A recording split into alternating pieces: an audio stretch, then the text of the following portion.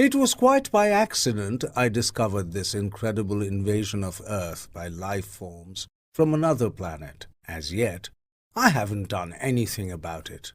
I can't think of anything to do. I wrote to the government, and they sent back a pamphlet on the repair and maintenance of frame houses. Anyhow, the whole thing is known. I'm not the first to discover it. Maybe it's even under control. I was sitting in my easy chair, idly turning the pages of a paper-backed book someone had left on the bus, when I came across the reference that first put me on the trail.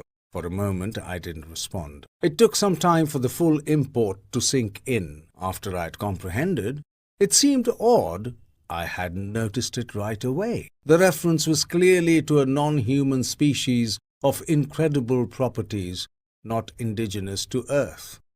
A species, I hasten to point out, customarily masquerading as ordinary human beings. Their disguise, however, became transparent in the face of the following observations by the author. It was at once obvious the author knew everything and was taking it in his stride. The line, and I tremble remembering it even now, read, "His eyes slowly roved about the room." Vague chills assailed me. I tried to picture the eyes. Did they roll like dimes? The passage indicated not. They seemed to move through the air, not over the surface, rather rapidly apparently. No one in the story was surprised. That's what tipped me off. No sign of amazement at such an outrageous thing. Later, the matter was amplified. His eyes moved from person to person. There it was, in a nutshell. The eyes had clearly come apart from the rest of him and were on their own. My heart pounded, and my breath choked in my windpipe. I had stumbled on an accidental mention of a totally unfamiliar race, obviously non-terrestrial. Yet, to the characters in the book, it was perfectly natural, which suggested they belonged to the same species. And the author? A slow suspicion burned in my mind. The author was taking it rather too easily in his stride. Evidently, he felt this was quite a usual thing. He made absolutely no attempt to conceal this knowledge. The story continued. Presently, his eyes fastened on Julia. Julia, being a lady, had at least the breeding to feel indignant. She's described as blushing and knitting her brows angrily. At this, I sighed with relief. They weren't all non-terrestrials. The narrative continues. Slowly, calmly, his eyes examined every inch of her. Great Scott! But here the girl turned and stomped off, and the matter ended. I lay back in my chair, gasping with horror. My wife and family regarded me in wonder.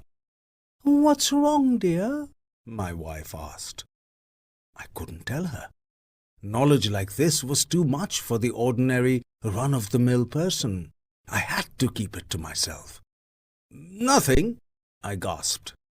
I leaped up, snatched the book, and hurried out of the room. In the garage, I continued reading. There was more. Trembling, I read the next revealing passage. He put his arm around Julia. Presently, she asked him if he would remove his arm. He immediately did so, with a smile. It's not said what was done with the arm after the fellow had removed it. Maybe it was left standing upright in the corner. Maybe it was thrown away. I don't care. In any case, the full meaning was there, staring me right in the face. Here was a race of creatures capable of removing portions of their anatomy at will. Eyes, arms, and maybe more, without batting an eyelash. My knowledge of biology came in handy at this point. Obviously, they were simple beings, unicellular, some sort of primitive, single-celled things. Beings no more developed than starfish. Starfish can do the same thing, you know. I read on, and came to this incredible revelation, tossed off coolly by the author without the faintest tremor. Outside the movie theater, we split up. Part of us went inside, part over to the cafe for dinner. Binary fission, obviously, splitting in half and forming two entities. Probably each lower half went to the cafe, it being farther, and the upper halves to the movies. I read on, hands shaking. I had really stumbled onto something here. My mind reeled as I made out this passage. I'm afraid there's no doubt about it. Poor Bibney has lost his head again, which was followed by, and Bob says he has utterly no guts.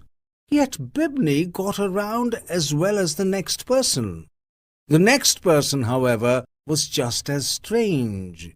He was soon described as totally lacking in brains. There was no doubt of the thing in the next passage.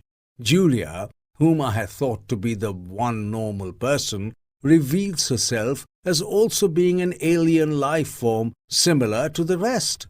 Quite deliberately, Julia had given her heart to the young man.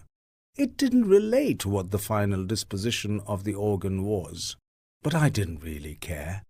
It was evident Julia had gone right on living in her usual manner, like all the others in the book, without heart, arms, eyes, brains, viscera, dividing up in two when the occasion demanded, without a qualm.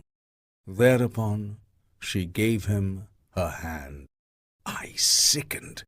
The rascal now had her hand as well as her heart. I shudder to think what he's done with them by this time. He took her arm. Not content to wait, he had to start dismantling her on his own. Flushing crimson, I slammed the book shut and leaped to my feet, but not in time to escape one last reference to those carefree bits of anatomy whose travels had originally thrown me on the track. Her eyes followed him all the way down the road and across the meadow. I rushed from the garage and back inside the warm house, as if the accursed things were following me. My wife and children were playing Monopoly in the kitchen. I joined them and played with frantic fervor, brow feverish, teeth chattering. I had had enough of the thing. I want to hear no more about it. Let them come on. Let them invade Earth. I don't want to get mixed up in it. I have absolutely no stomach for it.